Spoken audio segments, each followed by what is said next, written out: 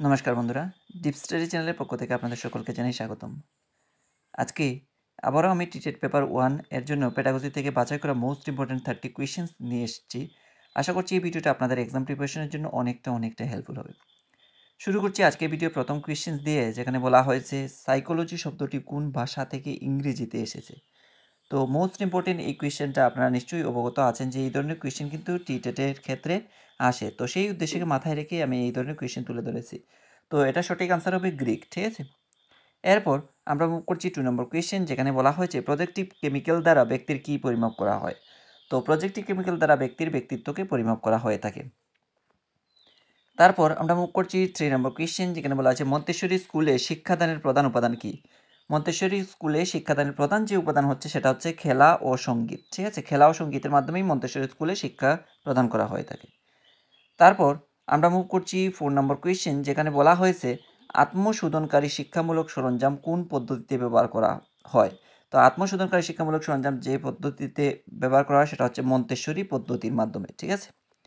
এরপর আমরা মুভ করছি 5 নম্বর কোয়েশ্চেন, যেখানে বলা হচ্ছে শিশুর জীবন বিকাশে কোন বিজ্ঞানী পালিত সন্তানদের নিয়ে পরীক্ষা নিরীক্ষা করেছেন। মোস্ট ইম্পর্টেন্ট এই কোয়েশ্চেনটা অত্যন্ত গুরুত্ব সহকারে আপনারা মনে রাখার চেষ্টা করবেন। বার্গস কিন্তু পালিত সন্তানদের নিয়ে পরীক্ষা নিরীক্ষা করেছিলেন। তারপর আমরা মুভ করছি 6 নম্বর কোয়েশ্চেন, যেখানে বলা হচ্ছে মানসিক ক্ষমতার বহু উপাদান তত্ত্বের প্রবর্তক কে। এই কোয়েশ্চেনটা মোস্ট ইম্পর্টেন্ট একটা কোয়েশ্চেন এবং আপনারা নিশ্চয়ই জানেন যে এই ধরনের কোয়েশ্চেন কিন্তু টিটেটের ক্ষেত্রে আসে। বিগত বছরে আপনারা কোয়েশ্চেনগুলো একটু দেখে নেবেন, দেখবেন এই ধরনের কোয়েশ্চেন কিন্তু অলরেডি চলে এসেছে। তো মানসিক ক্ষমতার বহু উপাদান তত্ত্বের প্রবর্তক যিনি হলেন ওনার নাম হচ্ছে থর্নডাইক।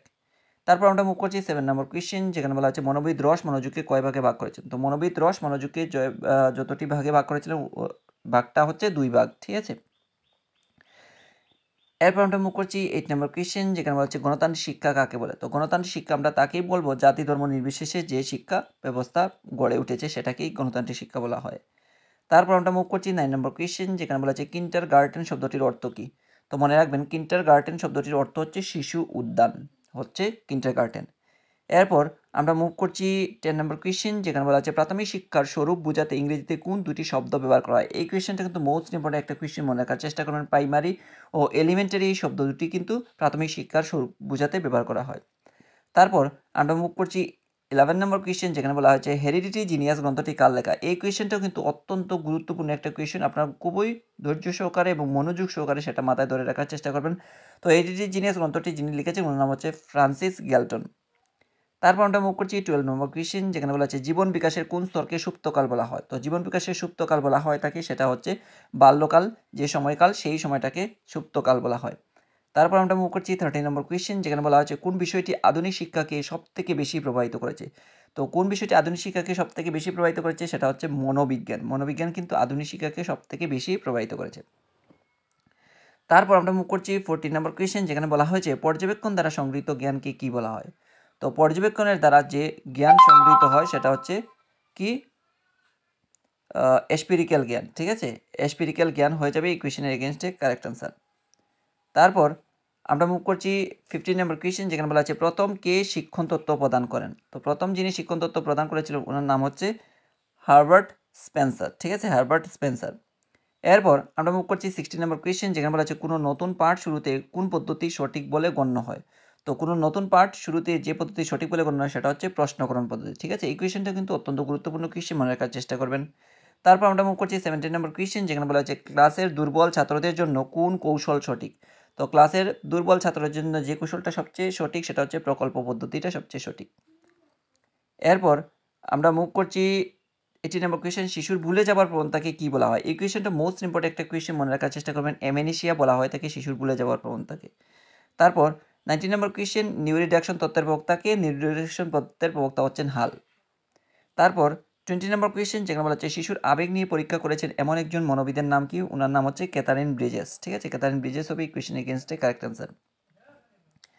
21 নম্বর কোয়েশ্চেন, যেখানে বলা আছে কোন মনোবিদ জি এবং এস দ্বারা যথাক্রমে সাধারণ ও বিশেষ মানসিক ক্ষমতাকে চিহ্নিত করেছেন। ওনার নাম হচ্ছে স্পিয়ারম্যান, ঠিক আছে। স্পিয়ারম্যান হবে কারেক্ট আনসার।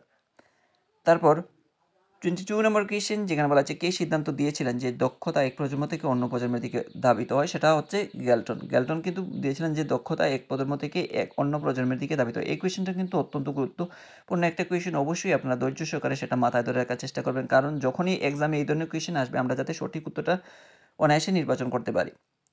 তারপর মুভ করছি 23 নম্বর কোয়েশ্চেন যেখানে বলা আছে মানুষের মানসিক কাজকর্ম কিসের দ্বারা নিয়ন্ত্রণ হয়ে থাকে। তো আমরা সবাই জানি যে মানুষের যে কাজকর্ম সেই কাজকর্ম কিসের দ্বারা নিয়ন্ত্রণ হয়ে থাকে, সেটা কিন্তু মানুষের স্নায়ুতন্ত্রের দ্বারা আমাদের কি কাজকর্মগুলো নিয়ন্ত্রণ করা সম্ভব। তারপর 26 নম্বর কোয়েশ্চেন শিক্ষা কোন পরিবর্তনের হাতিয়ার হিসেবে কাজ করে। একটা শিক্ষা যে শিশু শিখে সেগুলো কিসের হাতিয়ার হিসেবে কাজ করে, সেটা সমাজ পরিবর্তনের হাতিয়ার হিসেবে কিন্তু কাজ করে থাকে। তারপর 27 নম্বর কোয়েশ্চেন, এই কোয়েশ্চেনটা মোস্ট ইম্পর্টেন্ট একটা কোয়েশ্চেন, অবশ্যই গুরুত্ব সহকারে সেটা মাথায় ধরে রাখার চেষ্টা করবেন আপনারা। শিকনের সংযোজনবাদ তত্ত্বের প্রবক্তাকে, সেটা হচ্ছে থর্নডাইক, শিকনের সংযোজনবাদ তত্ত্বের প্রবক্তা। এরপর আমরা মুভ করছি 28 নম্বর কোয়েশ্চেন যেখানে বলা আছে কোন সময় শিশুর বিকাশ হয় না।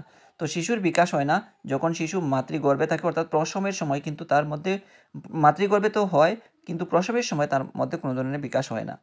29 নম্বর কোয়েশ্চেন যেখানে বলা হয়েছে পেঁয়াজের নিয়মতান্ত্রিক সক্রিয়তার স্তর কোন স্তরের অন্তর্গত।